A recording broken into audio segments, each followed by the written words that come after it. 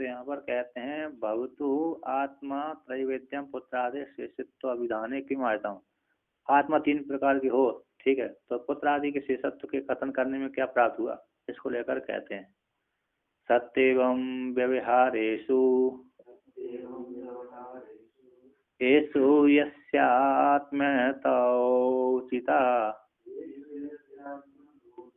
तेषु तस्यैव शेषत्वं सर्वस्य अन्यस्य शेषता। तो कहते हैं सती एवं इस प्रकार से प्राप्ति हो जाने पर आत्मा की प्रवृत्ति, आत्मा तीन प्रकार की, मुख्य आत्मा, गौण आत्मा, मिथ्या आत्मा, इन तीन आत्मा की प्राप्ति हो जाने पर कहते हैं ऐसे जिसकी आत्मता विव्यार, येषु विव्यार, जिन विव्यारों में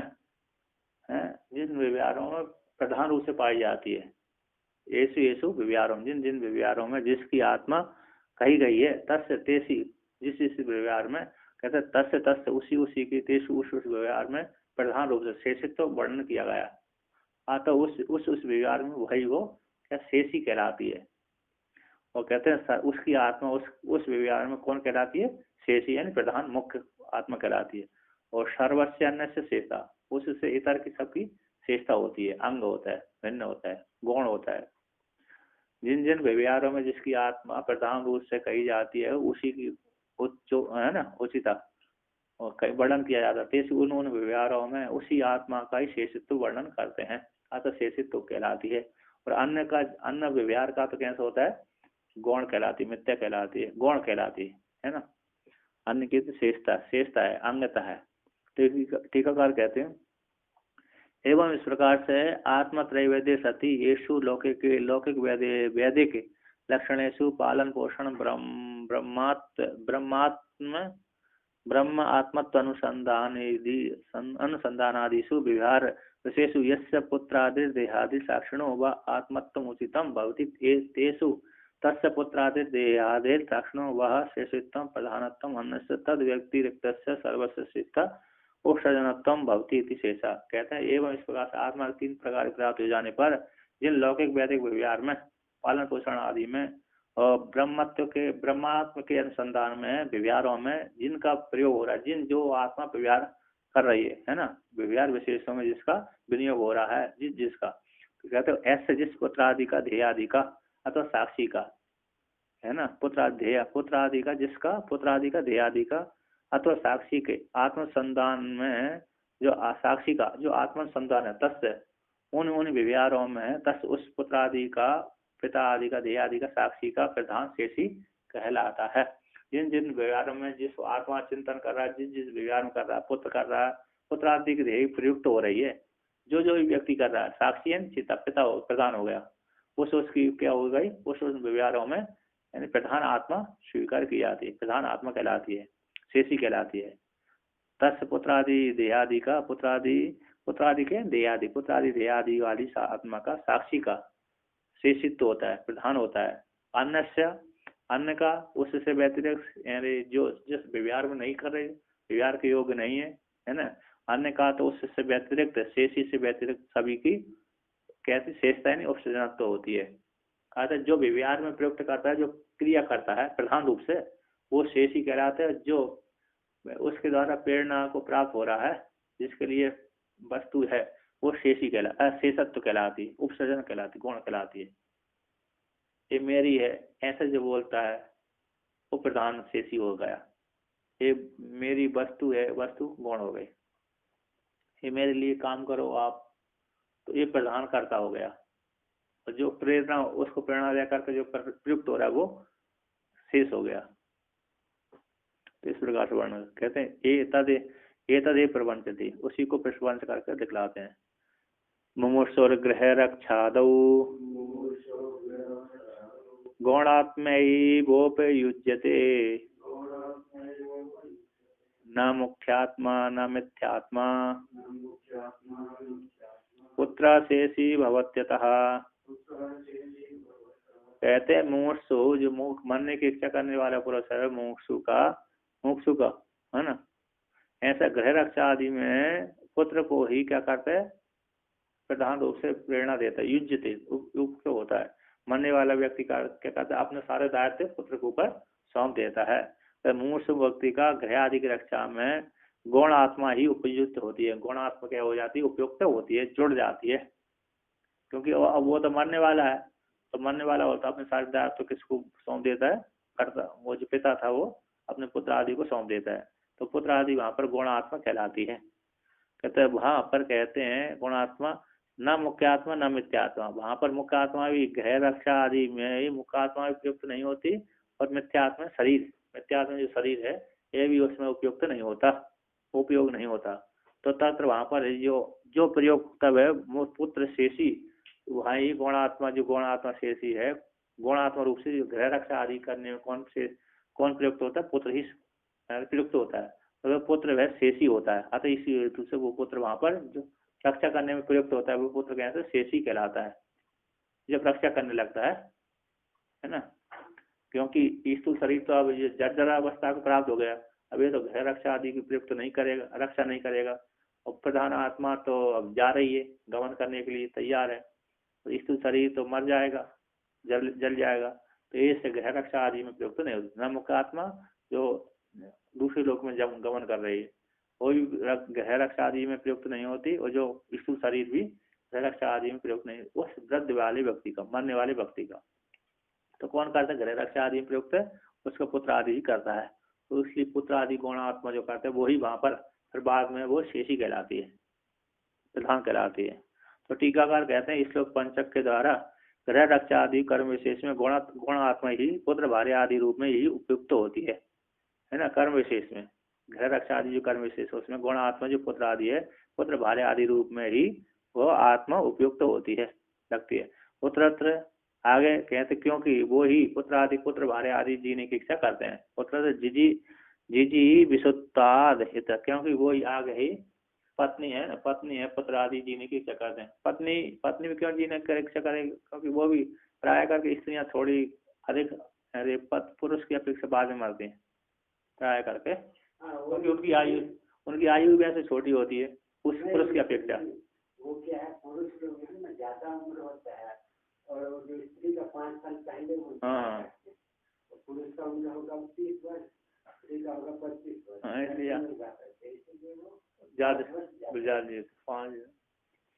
कहते हैं मुख्य आत्मा साक्षी, जो मुख्य आत्मा साक्षी है न उपयुज्यते गृह रक्षा आदि करने में। क्योंकि क्यों नहीं उपयुक्त होती, क्योंकि निर्विकार होने से, विकार से रहित होने से, ना भी मिथ्यात्मा है ना।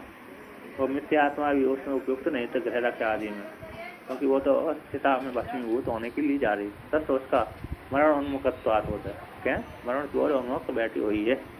और जो निर्विकार आत्मा है, मुख्य आत्मा है, वो तो किसी में उपयुक्त नहीं होती है ना।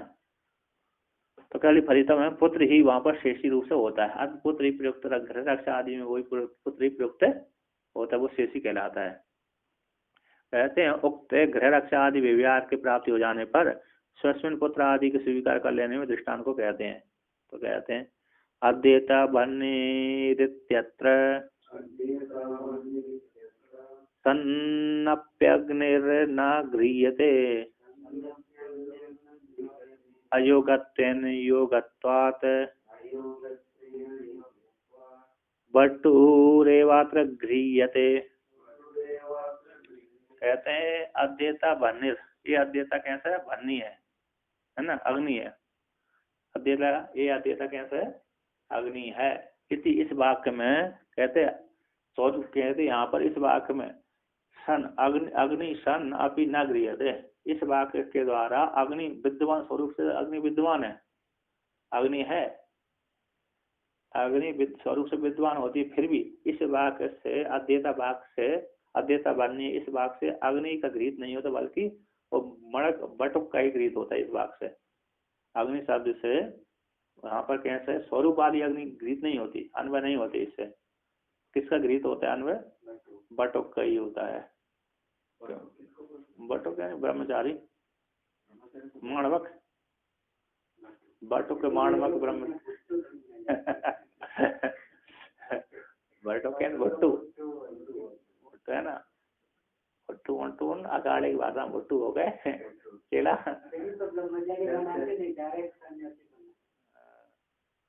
बटक मतलब ब्रह्मचारी, पढ़ने वाला। अब छोटा वाला क्या, छोटा है बड़ा है, जितने भी है जो पढ़ने के योग्य है होते कहते हैं। 10 साल का, 20 साल का, है ना, 12 साल का। ऐसा समय है विवाह करके भी जो आया, विवाह करने के बाद भी जो आया वो ब्रह्मचारी का कौन है? उसको संन्यास लेना चाहिए। तो उसके संस्कार नहीं हो तो संन्यास कैसे लेगा? पहले संस्कार भी तो होना चाहिए।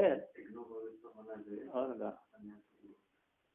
जिसका पहले से संन्यास है, जिसका पहले उसकी जरूरत नहीं है। और क्या, उसको क्या जरूरत है? जिसको पहले उतने संस्कार नहीं हो उसको कोई जरूरत नहीं है। आपको तो नहीं तो इनका अभी संस्कार कहाँ हुआ है? जब वृंदावन होगा तो जनेऊ पहनाते हैं। जिस काल में बिरजा हवन करेंगे, संन्यास होगा, उस काल में एक दिन के लिए जनेऊ पहनाएंगे, तो उस काल में एक दिन गायत्री जाप करना पड़ेगी। उसी काल में वो संन्यास होता है। उसी काल में चोटी भी रखना पड़ेगी। दोनों कार्य शांत हो जाते हैं उसका। नहीं, 2-3 बार लगते हैं चोटी, उखाड़ देते हैं। 2-3 बार में क्या उखाड़े, तो उड़ जाते हैं। आप वैसे उखाड़ देगा अपने बाल ही।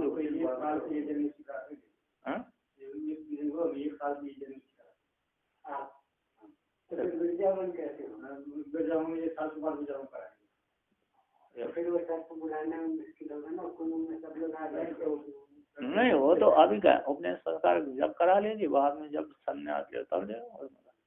अखाड़े में लेना हो ना तो वो आचार्य देते वहाँ पर अखाड़े के जो दूसरे भी लेना कोई संन्यास। तो आगे कहते हैं, तो स्वरूप से विद्वान होते इस वाक्य में, जैसे स्वरूप से अग्नि विद्वान होते हुए न गृह्यते, इस वाक्य में अग्नि गृहित नहीं होता। क्यों अग्नि गृहित नहीं होता? क्यों नहीं होता? कहते हैं बनने का वहां योग्य न होने से। और योग्य यहाँ पर बटु ही है। अत्र इस वाक्य में योग्य कौन है? बटु ही है। बटु मानवक ही योग होने से वहां पर, और अग्नि का योग्यता न होने से, क्योंकि अग्नि गृहित करेंगे जल जाएगा, और अध्येता अग्नि तो होता नहीं है। हाँ, तेजस तो उसमें देख करके बोल दिया, बुद्धि तीक्ष्ण तो देख करके। अध्येता मतलब अध्ययन करने वाला जो अध्येता है अग्नि है। हाँ, तो इसकी बुद्धि बड़ी तीव्र कुशल है, तीक्ष्ण है।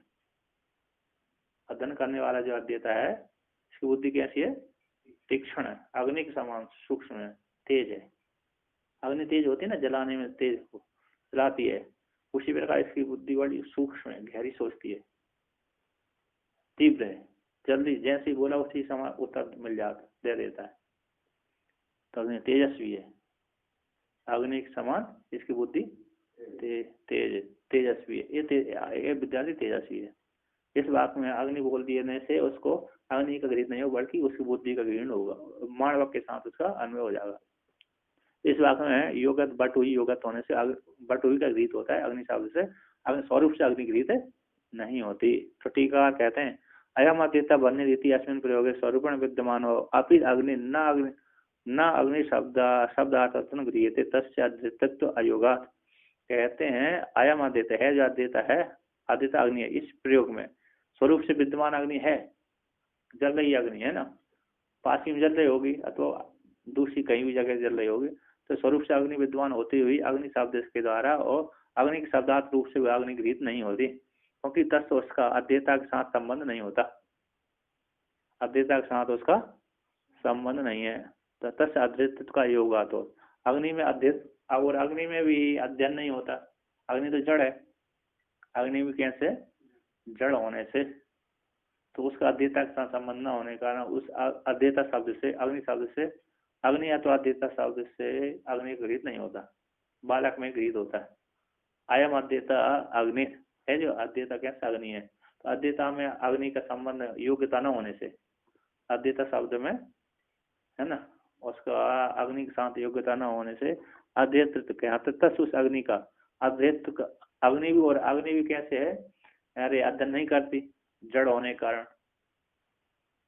है ना, अग्नि कैसी है, जड़ है, इसलिए अध्ययन नहीं करती, वो तो जलाती है।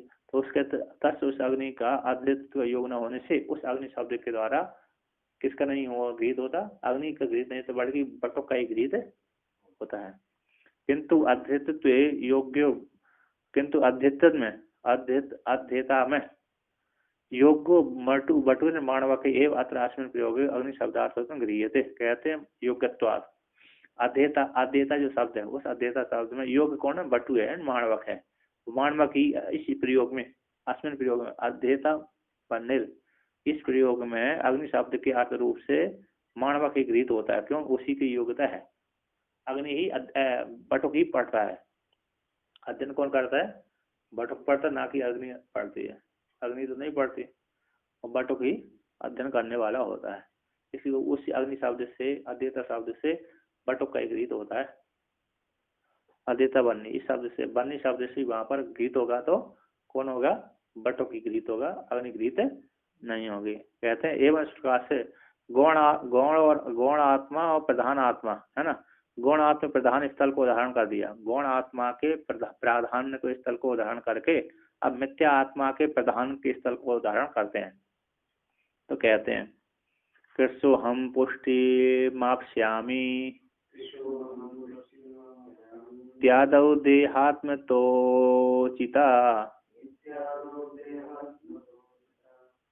न पुत्रम विनियुंक्ते त्रपुष्टि हेत्वन्य भक्षणे। कहते हैं हम कृष्ण, मैं कृष्ण हो गया हूँ, पुष्टिम आपस्यामि मैं पोषण करूंगा, मैं पुष्ट होना चाहूंगा, है ना। मैं कृष्ण हो गया, अब अन्य कुछ और भी खा करके क्या हो जाऊंगा, पुष्ट हो जाऊंगा, मोटा हो जाऊंगा। हम पुष्टयामी इत्यादि में देहात्मता उचिता, देहात्मता का ही वर्णन किया है।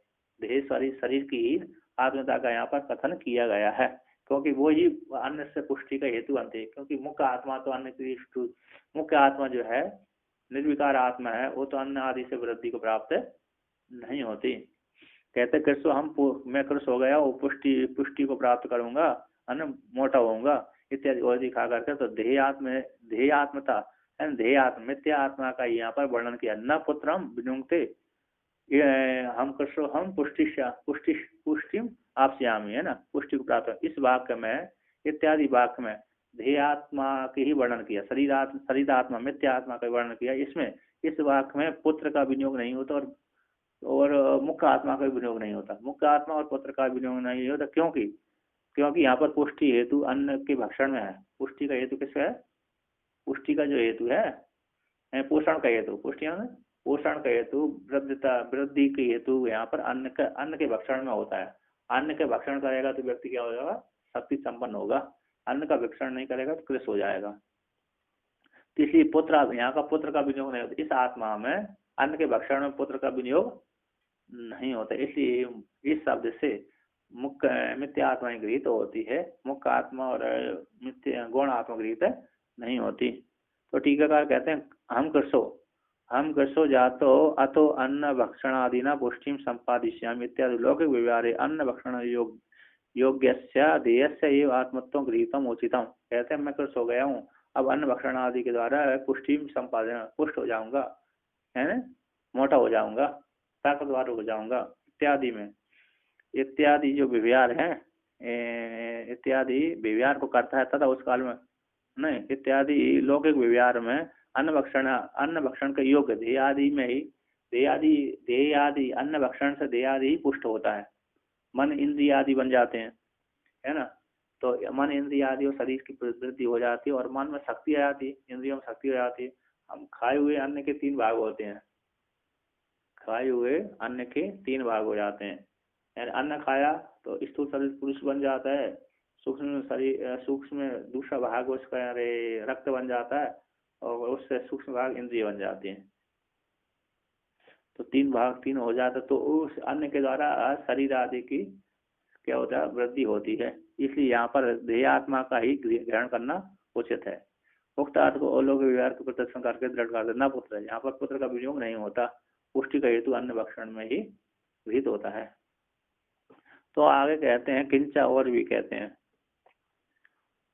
तपसा स्वर्गे मेष्यामि त्यादौ कर्त्रात्मतोचिता अनपेक्ष्य वपुर्भोगम चरित कृच्छ्रादिकम ततः। कहते हैं मैं तपस्या से स्वर्ग को जाने की इच्छा करता है, मैं तप करूंगा, तप के द्वारा मैं स्वर्ग को जाऊंगा इत्यादि में कर्ता आत्मता चोदिता है ना, कर्ता के द्वारा कर्ता आत्मता चोदिता यानी कर्ता द्वारा, कर्ता जो कर्ता करने वाला है ना, कर्ता आत्मा का वर्णन किया गया है। मैं तपस्या के द्वारा स्वर्ग लोक फल को भोगूंगा, स्वर्ग में जाऊंगा, तब करके ब्रह्म लोक में जाऊंगा, स्वर्ग लोक में जाऊंगा, जिस लोक में जाऊंगा, जहाँ जहाँ पर उसकी वासना उसी के अनुसार वो कर्म करेगा। तो यहाँ पर किस आत्मा को वर्णन किया? कर्ता आत्मा को वर्णन किया है ना। देह जो मुख्य आत्मा हो गई, निर्विशेष तो नहीं, उपाधि वाली आत्मा हो गई, जीव आत्मा हो गई। तो जीव आत्मा ही उन लोगों को भोगने के लिए जाता है। तो यहाँ पर कहते हैं अनपेक्ष बपुर भोगम, शरीर के भोगों की अपेक्षा नहीं करता। यदि शरीर में भोगों की अपेक्षा करेगा तो फिर तपस्या आदि नहीं कर पाएगा, है ना। शरीर के भोगों की अपेक्षा करेगा तो क्या करेगा? तपस्या उससे नहीं होगी। इसी शरीर के भोगों को त्याग करके क्या करता है? तपस्या आदि करता है। जिससे तपस्या कर रहा है तो स्वर्ग के लोगों को भोग करना, तो उसकी स्वर्ग की वासना है, तो स्वर्ग की वासना होने का स्वर्ग के फल भोगने चाहता है, इसी वहां पर भोगने के लिए, स्वर्ग के फलों को भोगने के लिए यहाँ पर शयन कर लेता है।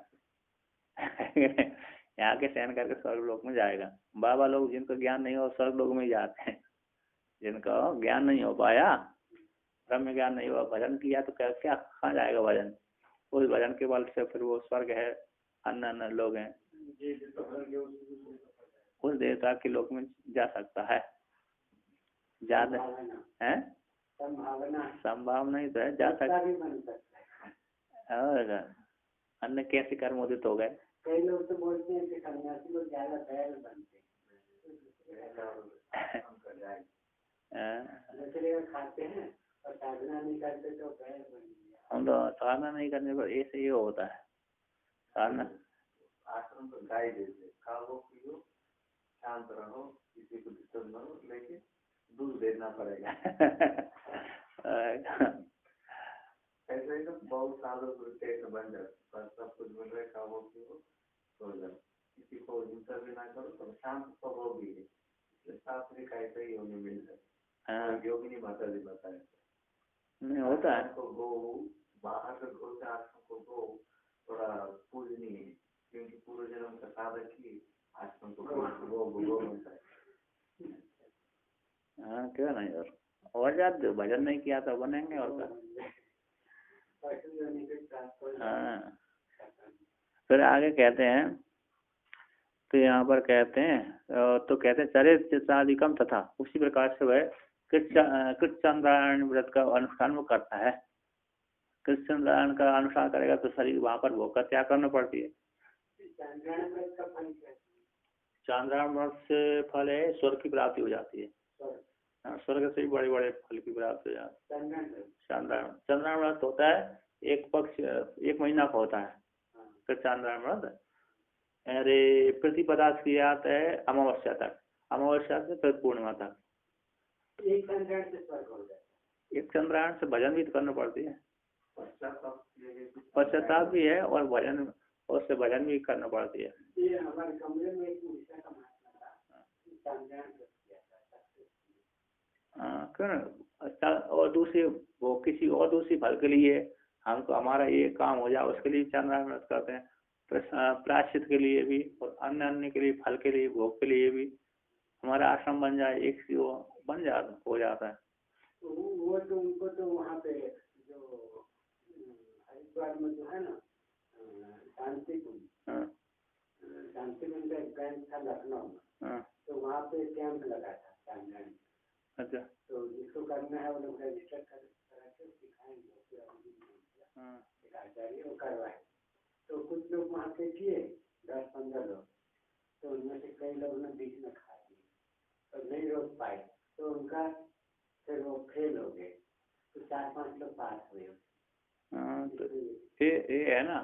तो जैसे अमावस्या, अरे अमावस्या के बाद जो पूर्णिमा आती है, प्रतिपदा आती है अमावस्या के बाद, उस दिन से चालू होता है। उसमें अरे तिथि 6 नहीं होना चाहिए, फिर हो भी है तो कोई समस्या नहीं है। तो अमावस्या के बाद जब प्रतिपदा आए, उसमें हमको खाना है 15 ग्रास। कितने? 15 ग्रास मयूर के अंडे के बराबर एक कौर बनाना, तो आंवला के बराबर एक कौर बनाना, 1 ग्रास। तो प्रतिपदा के दिन हो गए 15, हो गए 14 हो गए, और द्वितीया के हो गए 13, 14 हो गए, 16 होते ना। पूर्ण, अरे नहीं नहीं नहीं, उसके इससे लेना है पूर्णिमा की जो प्रतिपदा आती है ना, पूर्णिमा के बाद जो प्रतिपदा आती है उस दिन से लेना है।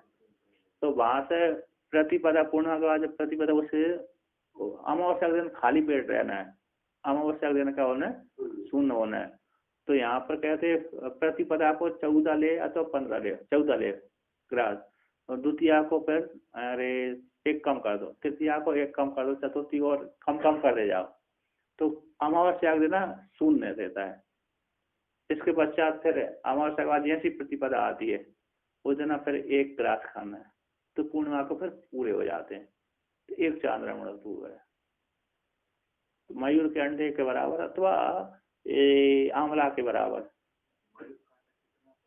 इतना बड़ा हो, इतना अच्छा, इतना बड़ा फिर नहीं लेना है, इतना बड़ा चाहिए। एक और आंवले से थोड़े बड़े बड़े आंवले होते ना, शायद है इतना 1 ग्रास लेना है।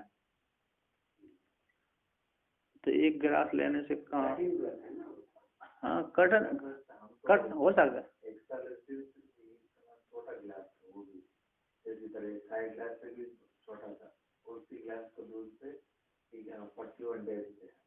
हाँ तो बस अभ्यास पड़ जाता है। वैसे जिन लोगों को करते रहना चाहिए, क्योंकि पेट जो बढ़ जाता है ना, उनके लिए कक्षा लेना अच्छा है। पेट को हटाने के लिए भी अच्छा है क्या ना? पेट भी घट जाए, वो साधना करने से भी पूरे शरीर कम होते, पेट तो थोड़ा आगे रहते। अच्छा, नहीं उस समय वो उस समय 18 घंटा करते हैं। चलिए, तो आगे कहते हैं यहाँ पर, तो चांद्रायण व्रत अधिक करते अनुष्ठान करते, तो टीका कहते हैं यहाँ पर, तपसा यदा तू तपः कृत्वा स्वर्गम संपादिष्यामि इत्यादि विचारं करो तदा कर्ति शब्द वाच्य विज्ञानमयस्य एव आत्मत्व उचितम न देहादि। कहते हैं जिस काल में तप करता है और तप करके स्वर्ग आदि को जाऊंगा, इस पर संपादन करता है, इस प्रकार व्यवहार करता है, तो उस काल में कर्ता शब्द वाच्य विज्ञानमय जीवात्मा का ही आत्मत्व ग्रहण करना उचित है, न देहादि का आत्मग्रहण करना ठीक नहीं है। तदे उसी को वर्णन करते हैं, अनपेक्ष भोग, शरीर के भोग को कहते हैं। यह तो न देह से आत्मत्व उचितम ततो देह भोग परित्याग पूर्वकम कर्तुपकारकम चांद्रायण आदिकम चरती। कहते इसी हेतु से देह का आत्मतत्व उचित नहीं है, है ना? देह का आत्मत्व उचित नहीं है, इसी हेतु से देह के भोग को परित्याग करके, देह के भोगों को त्याग करके कर्ता का उपकार जो कर्ता का उपकार है, कृत चांद्रायण आदि उपकार करते हैं। तो उनके जब कृत चांद्रायण व्रत करेगा स्वर्ग आदि की प्राप्ति का उपकारक है। तो इसका शरीर के भोगों को त्याग करके फिर क्या करते हैं, वहां पर जाते चंद्रायण व्रत करके फिर मरने के पश्चात स्वर्ग आदि लोगों को प्राप्त करता है। तो आगे कहते हैं यहाँ पर, किंच और भी कहते हैं, मोक्षे हमित्यत्र युक्तम चिदात्मत्वं तदा पुमान् तद्वेत्ति गुरुशास्त्राभ्यां न तो किंचित चिकीर्षति। कहते हैं यदा जिस काल में पुमान अहम मोक्षे, मैं मोक्ष होऊंगा, जिस काल में उसको पहले श्रवण किया है ना, सत्संग में चला गया वो अचानक, तो सत्संग में जाकर के उस ज्ञान वाली वैराग्य वाली बात सुनने में आ गई, तो क्या संसार ऐसे ही अनादि झंझट वाला है, तो वैराग आ गया, अब उसको मोक्ष होने की इच्छा हो गई, है ना? सत्संग में नहीं जाता तो वैराग नहीं होता, तो परिवार वाले बच्चों ने बात, जब तक बच्चे अच्छी बात मानते तब तक वैराग नहीं होता। बच्चे और पत्नी जब तक पुरुष का अच्छी तरीके से बात मानते हैं, हम यहाँ मिलाते रहते हैं, तब तक ऐसे पुरुष को तलाक नहीं होता। और जब देखा पत्नी भी विपरीत जा रही है और पुत्र भी विपरीत जा रहा है तो बैराग हो जाता है।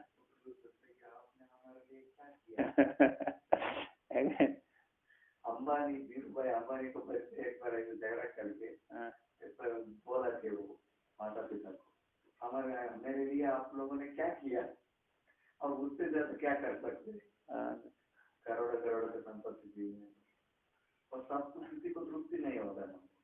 माता पिता करो, माता पिता जितना भी अच्छा करो किसी को तृप्ति नहीं होता। हम भी पूछे हमारे लिए क्या किया, तो कहते हैं जब तक वो पुत्र है ना, पुत्र पत्नी आदि कहना मानते तब तक बैराग नहीं। जब पुत्र पत्नी कहना नहीं मानते तो पिता को बैराग हो जाता है कि बेकार है। फिर सत्संग में आता है, सत्संग में आता है तो वहाँ बैराग की बात और सुनता है तो बैराग हो जाता है। कहते हैं यदा जिस काल में पुमान को बैराग हो जाता है तो बैराग हो जाने के पश्चात कहता है हम मैं मोक्ष होऊंगा, मोक्ष को प्राप्त करूंगा।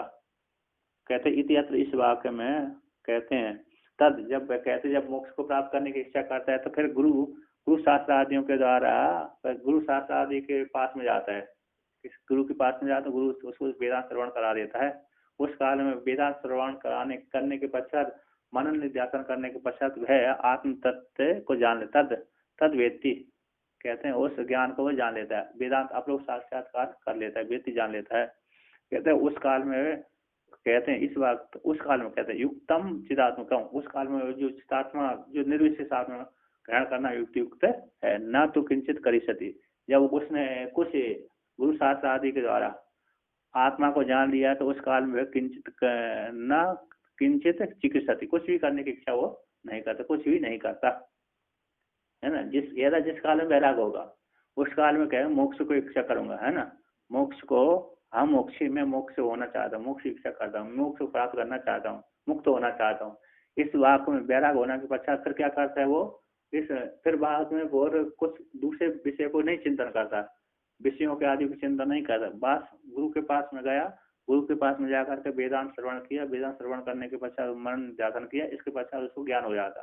पहले परोक्ष ज्ञान हो गया, वेदांत श्रवण करने से परोक्ष ज्ञान हो गया, फिर निध्यासन किया तो अपरोक्ष ज्ञान हो गया।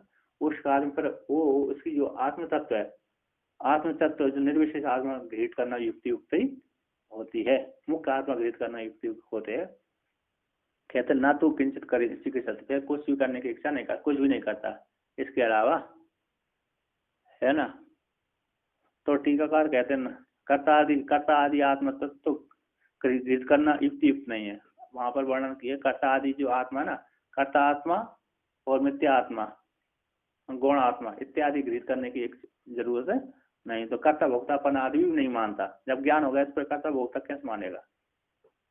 तो क्या टीकाकार कहते हैं यदा अपमहन समाधि संपाद्य मुक्ति प्राप्स्यामि मतिम करोति तथा गुरु शास्त्राभ्याम आचार्य उपदेश वाक्यार्थ विचारजन्य अपरोक्ष ज्ञान है न हम कर्तादि आत्मता कर्तादि आत्मा जन्य है ना, जन्य है सच्ची जन्य है वहां पर विचार नहीं है, दीर्घकार है ना, विचार जन्य अपरोक्ष ज्ञान है,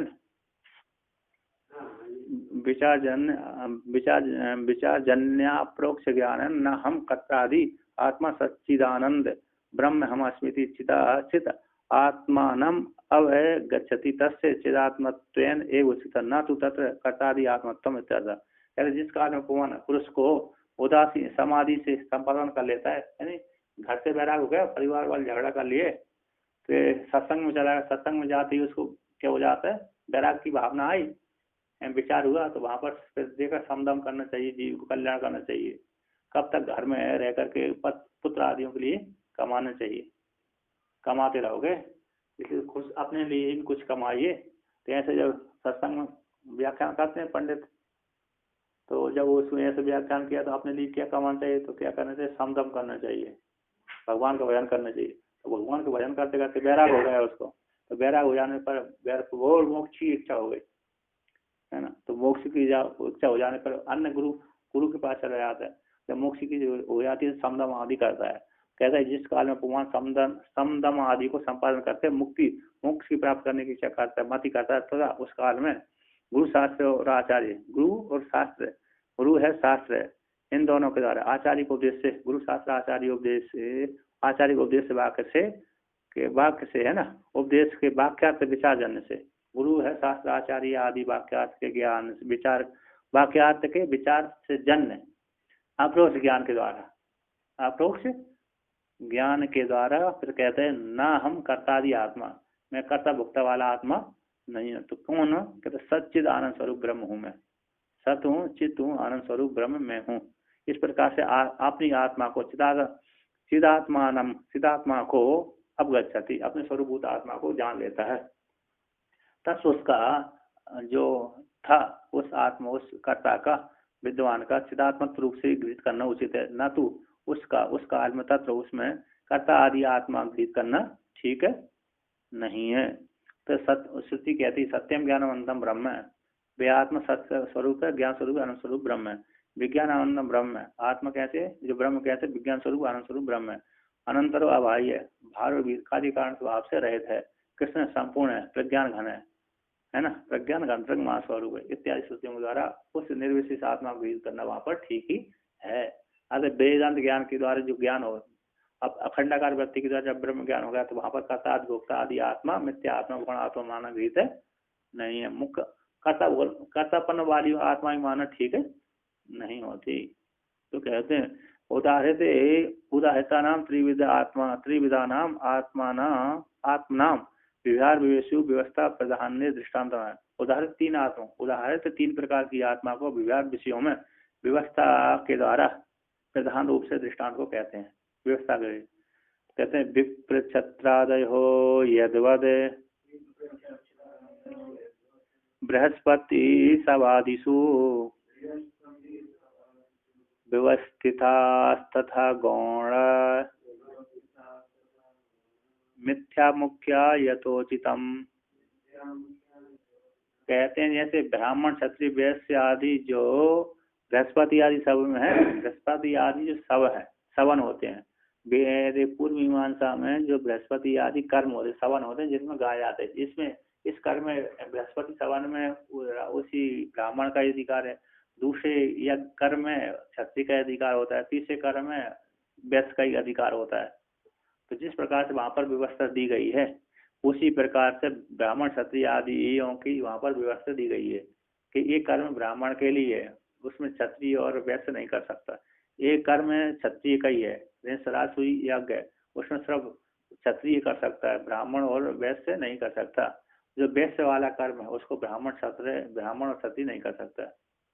तो कहते हैं जिस प्रकार से वहां पर व्यवस्था दी गई उसी प्रकार व्यवस्थिता, उसी प्रकार के यहाँ पर लोक में भी व्यवस्थित है। गौणात्मा, मिथ्यात्मा और मुख्य आत्मा। गौणात्मा, मिथ्यात्मा, मुख्य। गौण हो गई पुत्रादि आत्मा, मिथ्या हो गई है शरीर, और मुख्य आत्मा हो गई चेतन स्वरूप आत्मा। इस प्रकार से यथोचित तीन प्रकार की आत्मा का वर्णन किया है। ठीक प्रकार कहते हैं यहाँ पर कहता ब्राह्मणों बृहस्पति सवेन यजेता, ब्राह्मण बृहस्पति सब के द्वारा यजन करता है। इति अत्र वाक में, इस वाक में ब्राह्मण का ही अधिकार है, क्षत्रिय और वैश्य का अधिकार नहीं है। राजा राजसूय यजेता, राजा है राजसूय यज्ञ, राजसूय के द्वारा यजन करता है। राजा क्षत्रिय है, राजसूय के द्वारा, उनमें जो क्षत्रिय वर्ण के भी नहीं कर पाते राजसूय यज्ञ, सामान्य लोग नहीं कर पाते। राजसूय यज्ञ में बहुत धन का बहुत संपत्ति लगती है, उसमें हजारों तो सैनिक मारे जाते हैं, हजारों से ऊपर पूरे राजाओं को जीत पड़ती है, और कितने सैनिक मारे जाते हैं। और तो राजसूय उसी में भी होता है, अश्वमेध राजसूय बराबर के ही है। युधिष्ठिर महाराज ने राजसूय अश्वमेध इकट्ठा लाना पड़ दिया और जीतना पड़ती सारे राजाओं को। तो वहां से वो उपहार में वोट देते हैं, जो हार मार लिया तो भेंट दे देते हैं, और जो नहीं मार रहे हार उसको राज छीन लेते। राज तो नहीं छीन देते, हरा कर उसका धन ले लेते थे, इसके बाद उसी को सौंप देते थे राज।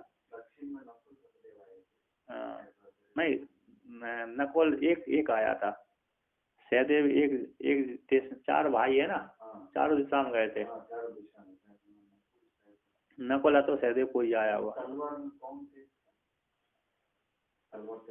नकुल सहदेव जो भी हो।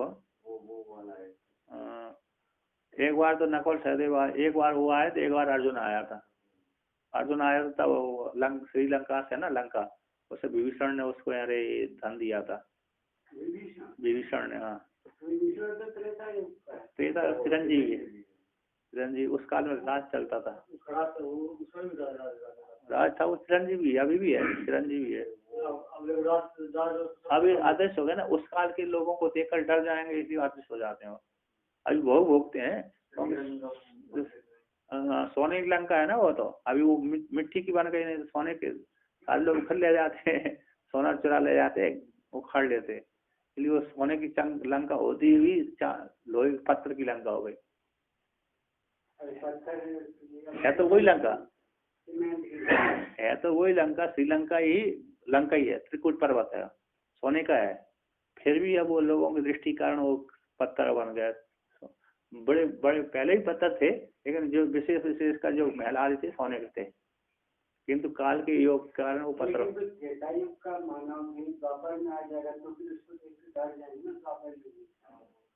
हाँ डर तो जाते लेकिन आते नहीं थे वो, लेकिन वो उनका एक भी है, ऐसी जो त्रेता के रहने वाले हैं ना, द्वापर में आएंगे ना, उनकी योग्यता बहुत होती थी, वो शरीर को ही बढ़ा लेते हैं। ऋषि लोग होते ना, यहाँ पर आपने सामने आएंगे तो बड़े हमारे जैसे आ सकते हैं, कोई समझ बढ़ जाएगा डर जाएंगे। यहीं पर जो पीपल है कि नहीं पीछे, वहाँ पर शंकराचार्य भगवान के सामने का जो मंदिर पीपल है, वहाँ पर पीपल था तो वहाँ पर अरे महात्मा यहाँ रहते ही हैं। तो ये साया के सामान आरती हो रही थी, कुछ महात्मा जैसे आरती में नहीं जाते ना, कुछ ऐसे इधर घूमते हैं, तो एक महात्मा उधर घूमने चला गया, शाम के समय था, सूर्यास्त हो गया था और खूब योग वशिष्ठ चल रही थी, उस काल में घूमने चला गया वो, आरती नहीं गया था।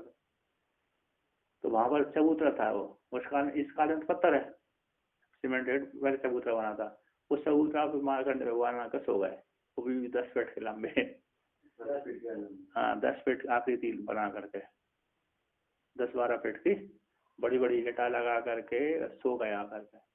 वो जो महात्मा ऐसे ढूंढ उधर चला गया घूमते घूमते, वहां जाकर देखा काला काला एक व्यक्ति बैठा हुआ है, 10 फीट 12 फीट का लंबा, बड़ी बड़ा जटा, उसको देखा तो बेहोशी आ गए, और देखकर डर के मार भाग गया, इधर आ गया। नहीं 10 फीट भी देखने में, जब मोटा मोटा दिखेगा ना ऐसा, बैंक बड़ी बड़ी जटा दिख जाए, 10-12 फीट हो गया होगा, थोड़ी बड़ी आकृति थी, 12-15 फीट का लगा लिया होगा, बना लिया, 2 गुना ही हो जाएगा, है ना। अभी भी अब 5-6 फीट के तो होते हैं, 6 फीट 2 गुना 12 फीट का होगा, 12 फीट में बहुत हो जाता है, डर जाता है व्यक्ति, इतना ही सामान है। तब वो बड़ी इतनी बड़ी जटा है, मोटे इतना सर, तो देख कर डर के मारे इधर आ गया, आकर महाराज जी को बताया, अरे इधर तो भाग भूत बैठा हुआ है, कोई बैठा हुआ। तो महाराज जी देखे जब गए तो उन्होंने कहा नहीं, इधर उन्होंने कहा कोई भूत मूत नहीं यहाँ पर रहता, यहाँ मार्कंडेय भगवान का आश्रम है, मार्कंडेय भगवान घूमते रहते हैं। मार्कंडेय भगवान का ही तो ये क्षेत्र है, ये उसी के नाम से रखा है, लेकिन मार्कंडेय भगवान ने तपस्या वहां पर करी, उनका नाम मंदिर शिवलिंग वहां पर है, अन्नपूर्णा में मार्कंडेश्वर भगवान वहां पर बैठकर तपस्या करते थे, तो उन्हीं का ही तो क्षेत्र है ये उन्हीं का ही। हाँ इंडियन, तो अरे ये क्षेत्र उन्हीं का ही है, क्योंकि पहले कितने बड़े होते थे, तो एक व्यक्ति के क्षेत्र बहुत होता है। तो अपने हाथ में हाथ में आपसे 3 हाथ 3.5 हाथ से हैं, सटे हुए 28 हाथ हो गए। तो क्या अपने हाथ से 3.5 होगा।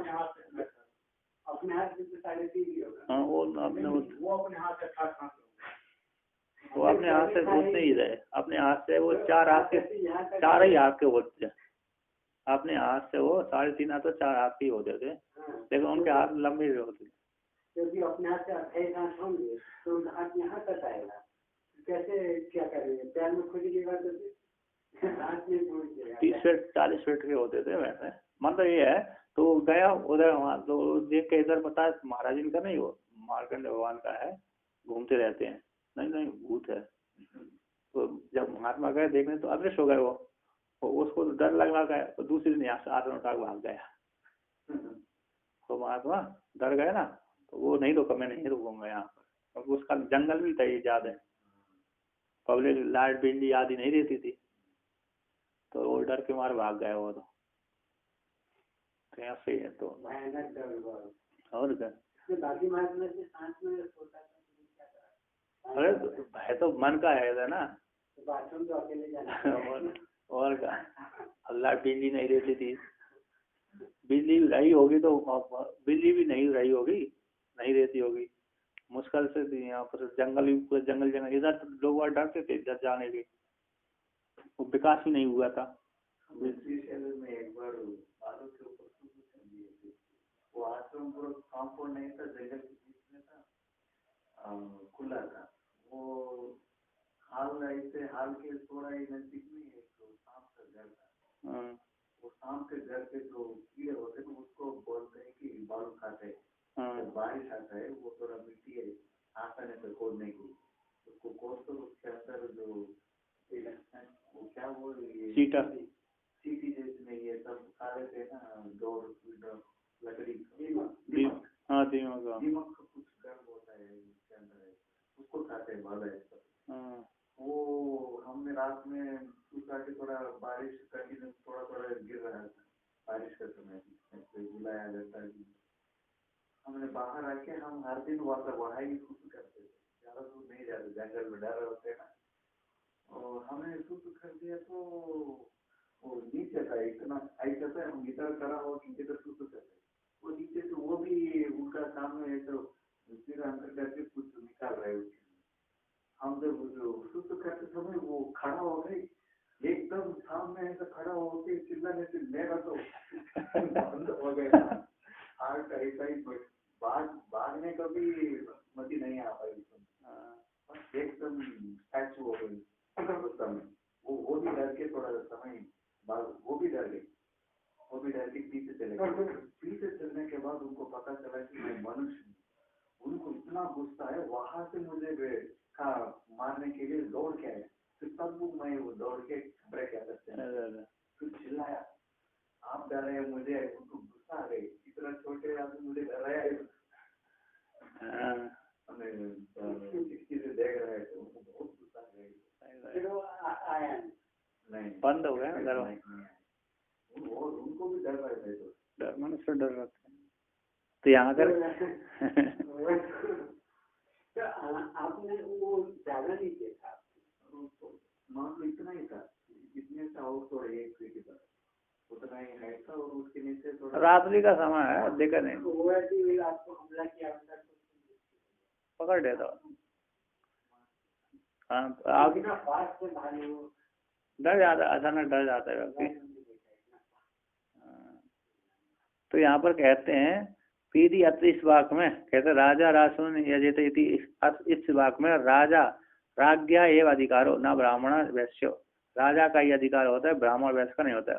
वैश्यो वैश्य स्तोम में नहीं रहता, वैश्य वैश्य स्तोम के द्वारा यजन करता है, इस वाक्य है, इस वाक्य में वैश्य का ही अधिकार होता है, न तो ब्राह्मण क्षत्रिय का नहीं होता। एवं इस प्रकार से गौण आत्मा मिथ्या आत्मा मुख्य आत्मा, तो मुख्य है ना, इस प्रकार एवं इस प्रकार से गौण मिथ्या मुख्य भेदा नाम आत्मा, मुख्य भेदों की आत्माओं का यथ योग्य सुयोजित व्यवहारों प्रधान रूप से जान लेना चाहिए, प्रधान रूप से वर्णन किया गया। फलितम आह कहते हैं तत्र तत्रोचिते प्रीतिर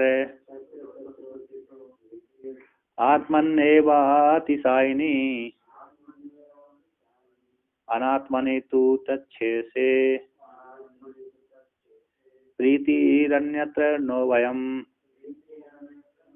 कहते हैं तत्र तत्र उचित, तत्र तत्र वहां पर उचित में ही प्रीति होती है, प्रीति आत्मा है ना, तत्र जहाँ जहाँ पर भी जिस जिस व्यवहार में तस्में उस व्यवहार में उचित रूप से उपयोग रूप से जो उपयोग किया जाता है, विनियोग किया जाता है, उपयोगिता रूप से प्रधानभूत आत्मा में ही प्रीति होती है। कहते हैं तत्र तत्र उचित में जो प्रीति होती है, उन व्यवहारों में जो प्रयुक्त होती है वहां पर प्रीति होती है, उन व्यवहारों में जिसका विनियोग किया जाता है वहां पर तो प्रीति होती है, किंतु आत्मा ने ये अतिशय नहीं, किंतु आत्मा में तो अत्यंत अतिशय रूप से प्रीति होती है।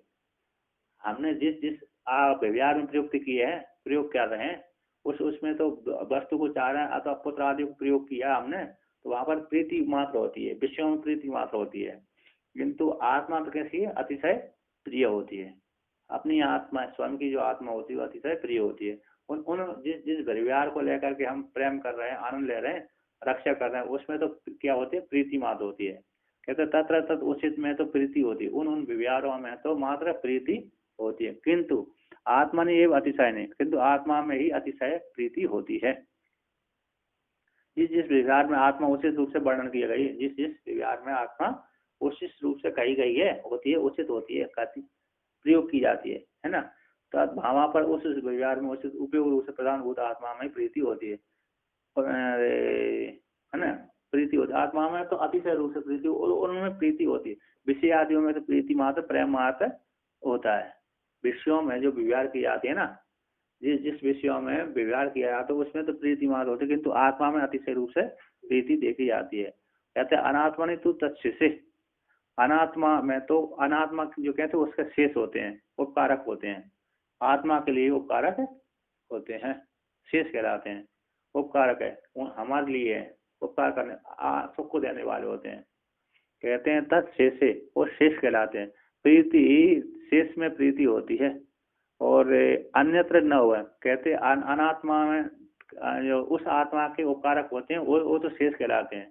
अनात्मा जो पदार्थ है वो उस आत्मा के उपकारक होने कारण वो शेष कहलाते हैं, और उसमें उनमें प्रीति होती। अन्यत्र, अन्यत्र नो वयम, अन्यत्र में तो, शेष में तो प्रीति होती है, और अन्यत्र में कैसे, अन्यत्र में दूसरी जगह नो वयम यानी उभय, निरतिशय और सामान्य प्रेम। एक में सामान्य, आत्मा में तो कैसा होता है, सामान्य प्रेम होता है, और एक में गुण आत्मा आदि में सामान्य, और मुख्य आत्मा निरतिशय प्रेम होता है। और दूसरे जो शेष नहीं है, जो शेष आदि नहीं है, वहां पर तो निरतिशय और सामान्य प्रेम भी नहीं होता। जो शेष आदि नहीं है, मुख्य आत्मा नहीं है, और जो विनियोग नहीं हो रहा, गुण आत्मा नहीं है, अतः जिस प्रयोग हमारा नहीं हो रहा, जिस वस्तु का हमने प्रेम, जिस वस्तु का हमने उपयोग नहीं कर रहे, उससे वो इतर जो वस्तु है उसमें तो ना तो अतिशय प्रेम होता है, न सामान्य प्रेम होता है। जहाँ पर हमारा संबंध नहीं है ना, पीछे के देश के संबंध नहीं है हमारा, इसके पीछे तो पीछे के देश वस्तु के सामने संबंध नहीं है, तो वहां पर तो ना निरतिशय प्रेम है, न सामान्य प्रेम है। और जहाँ पर हमारा संबंध बना, व्यवहार हो रहा है, वहां पर प्रेम भी हो रहा है, और व्यवहार में वस्तु में प्रेम हो रहा है, पदार्थ को लेकर के, जीव को लेकर के। किंतु आत्मा में कैसे हो रहा है, अतिशय प्रेम होता है। इस प्रकार से वर्णन करें तो टीकाकार कहते हैं उभयम है, उभय में न उभयम। यस्मिन व्यवहार, कहते हैं यस्मिन व्यवहार यो या आत्मा उचिता, जिस जिस व्यवहार में जो जो आत्मा कही गई है, उचित कही गई है, भवती उचित होती है, विनियोग की जाती है। तत्र तत्र तस्मिन तस्मिन, उस व्यवहार में उचित उपयोगिता, उचित का तो उपयोगिता रूप से प्रधानभूत आत्मा में ही प्रीति होती है, यानी अतिशय, आत्मा में ही प्रीति यानी अतिशय प्रीति होती है। अतिशय नहीं, अतिशयवती प्रीति होती है। जिस जिसमें आत्मा का विनियोग किया जाता है, व्यवहार किया जाता है, वही उसी जगह पर वह आत्मा रूप से, उस प्रधान रूप से आत्मा में प्रीति, अतिशय रूप से प्रीति देखी जाती है। जो हम विनियोग हो रहे हैं, जहाँ भी कर्म कर रहे हैं, व्यक्ति स्वयं कर्ता बन करके, वहां पर जो प्रीति होती है, अतिशय रूप से प्रीति होती है। व्यक्ति अपने को बचाता है ना, कुछ हो जाए, अचानक आता है व्यक्ति, है ना, जैसे बाजार को देख लिया, भालू को देख लिया, शेर को देख लिया, तो अपने को बचा कर भागता है व्यक्ति, क्यों, प्रीति होने से। नहीं तो व्यक्ति को भागने नहीं चाहिए। मिथ्या मुख्य आत्मा में वो नहीं, उस काल में थोड़ी देख रहा कि मैं मिथ्या हूँ, पता नहीं तो है ना। मिथ्या कुछ नहीं समझता, मुख्य ही जानता है कि मुख्य आत्मा, तो शरीर के साथ संबंध बना कर रखा है उसने, है ना। वहां तो तुरंत अपनी बचाने को भागता है कि किस तरह से जान छूटे से, तो भाग जाता है। तो कहते तत्शेषे तस्य आत्मना शेषे शेष भूते अनात्मनि आत्मा व्यतिरिक्ते वस्तुनि प्रीति मात्रम न निरतिशय प्रेम इत्यर्थ। अन्यत्र आत्म तत्शेष शेषाभ्याम अन्यन अस्मिन, है ना, यस्मिन वस्तुनि न उभयम उभय विधम प्रेम विधम अपि प्रेम न अस्ति। कहते हैं तस् उस आत्मा के शेष में, शेष भूत में, अनात्मा में आत्मा से व्यतिरिक्त वस्तु में प्रीति मात्र होती है, ना निरतिशय प्रेम। निरतिशय प्रेम उसमें नहीं होता। अन्यत्र में कहते आत्मा, अन्यत्र में ये आत्मा से भिन्न में, अन्यत्र में आत्मा और आत्मा के शेष से अन्य, आत्मा और जो आत्मा के शेष से भिन्न है। आत्मा भी नहीं है और आत्मा के शेष भी नहीं है, अतः हमारे कार्य में नहीं आ रही वस्तु। आत्मा भी, मुख्य आत्मा भी नहीं है, गौण आत्मा भी नहीं है, हमारे वियोग में नहीं आ रही और हम भी नहीं है, इससे ये भिन्न है, पृथक है। अन्य आत्मा और आत्मा के शेष से भिन्न में, भिन्न वस्तु में तो ना हो गए हम। प्रीति और अप्रीति, निरतिशय प्रीति और सामान्य प्रेम है ना, सामान्य प्रेम दोनों ही नहीं होते। इस प्रकार से वर्णन किया।